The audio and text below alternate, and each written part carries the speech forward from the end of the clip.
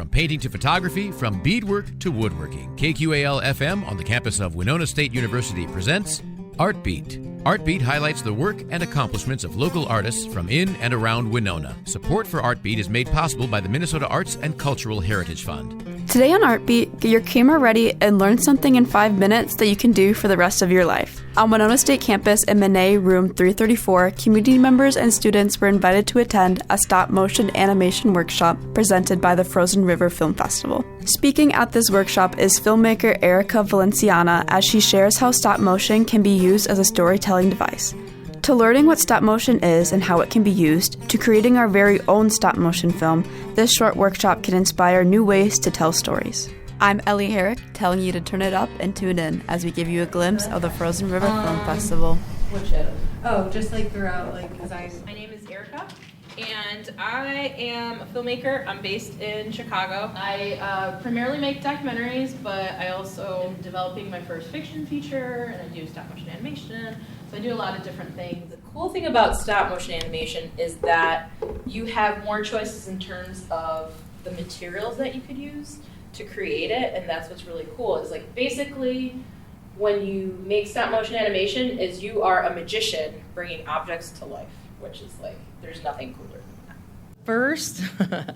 The first film, I guess you could call it, that I ever made was me and my brothers took my dad's VHS camera, which we were definitely not allowed to use, and we used it to do a recreation of a Cops episode, and I was about 9 years old, and I played the cocaine dealer, and my brothers played two police officers who were taking me down, and I didn't know what cocaine was, but that was my role, that was my assigned role, and so it was very dramatic, but we've always sort of, and ever since then, I just kept making videos, and in school, our teachers would kind of give us the option of, instead of writing a book report, you could make a video, which at the time felt like I was getting away with murder. And then as I got older, I realized, oh no, I was actually learning, and processing. So that was a very intentional thing that they were doing.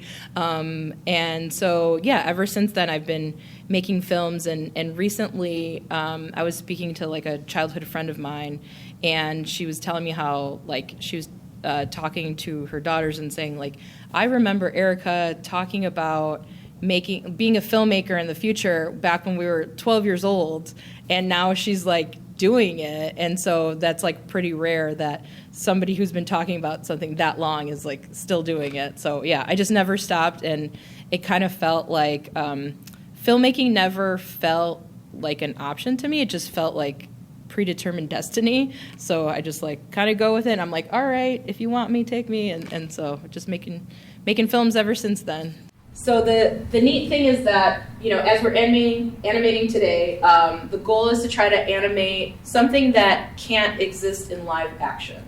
Those extra elements that are really going to add to the realism. So it's the sound effects, it's the music, it's the dialogue, it's all those the finishing touches that are really going to elevate that. After her presentation, audience members were then tasked with making their own stop-motion animation short. Okay, so things to think about. Like I said, I'm just going to throw a bunch of tips at you. Hopefully you remember half of them. Think about your materials. Are these materials going to be the best ones that are going to help tell the story that you're trying to tell?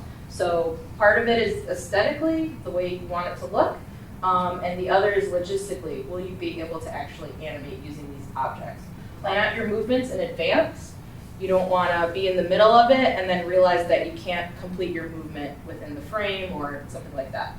It's preferable for the action to enter the frame and then exit the frame, because if you just start it with them in the middle, they just kind of appear.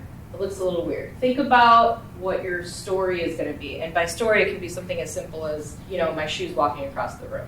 With animation, you can get very simple stories, but the goal is that you're trying to make the impossible possible, and you want to skip the boring stuff that you can film in live action.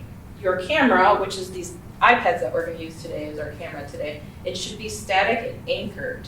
The smaller your movements are, the smoother the animation is. So essentially what you're doing is, if I was animating this paper towel, we're going to go into the app that we have on this one is called Stop Motion, but basically all stop motion apps are essentially the same, so you could use any of them.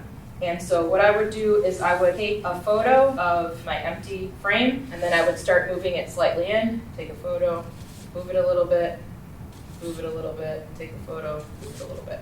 And that's pretty much all there is to it. It's just taking a bunch of pictures and moving it a little bit each time. So I was thinking we could do a group animation with everyone.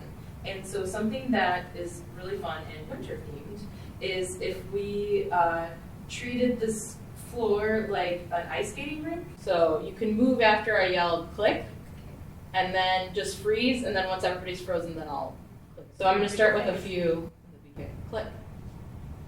How did you get into stop motion? Click. Ooh, I would say way back when, I think I was like maybe 5 years old. I was watching a Sesame Street or Mr. Rogers' Neighborhood, and they explain how to do stop motion animation.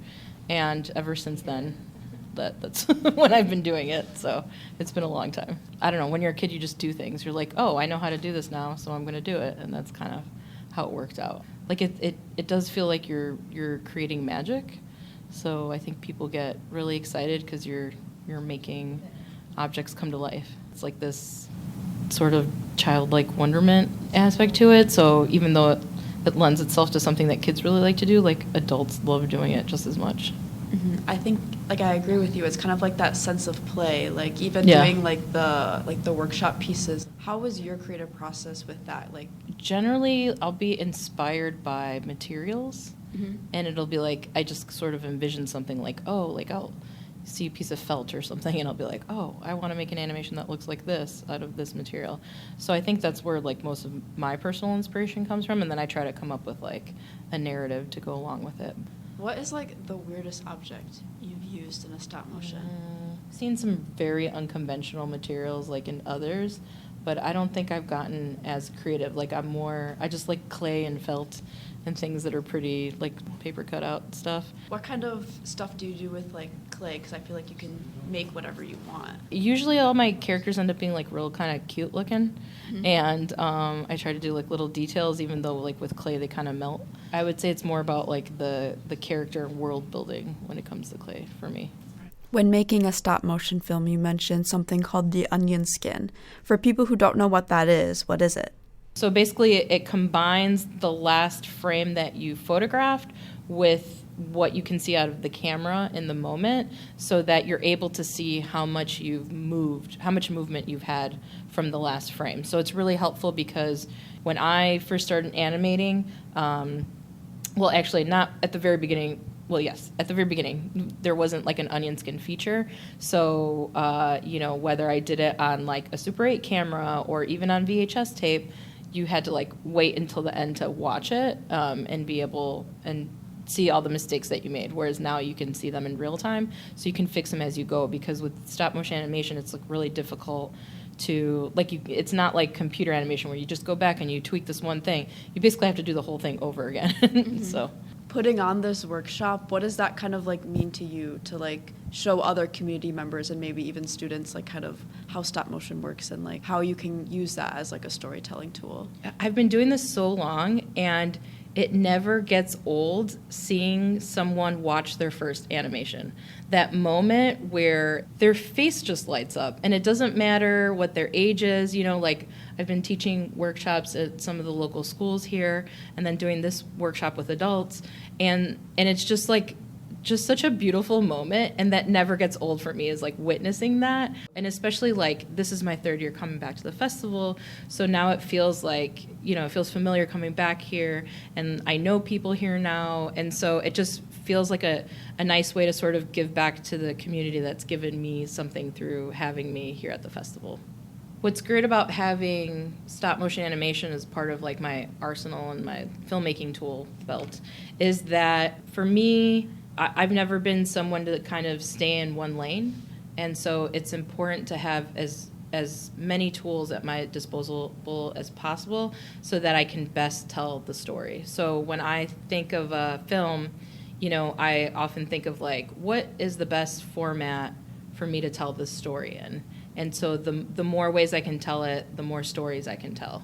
Yeah, my brain doesn't like to stay in a box, and so other I've had other filmmakers even kind of be like, oh, you're switching over to fiction now, or you're doing this, and I'm always like, no, there's no switch. Like, it's all storytelling. And so yeah, it's just nice to be able to tell stories in a different way. I wish I had more time to do more stop motion animation, because it is such a time-consuming, tedious thing.